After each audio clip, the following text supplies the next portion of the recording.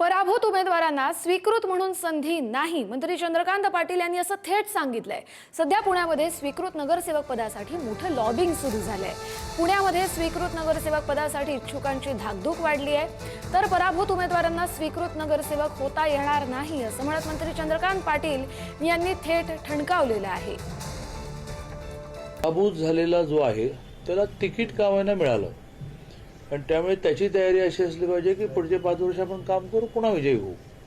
त्यामुळे ज्यांना तिकीट नाकारलं किंवा तिकिटाच्या स्पर्धेमध्ये नव्हते पण ज्यांचा महानगरपालिकेमध्ये येण्याचा उपयोग आहे, अशी यादी तयार होईल। ज्यांना तिकीट मिळालं, कारण हा संपूर्ण महाराष्ट्राचा निर्णय झाला की ज्यांना तिकीट मिळालं आणि जे हरले त्यांना स्वीकृत करणार नाही।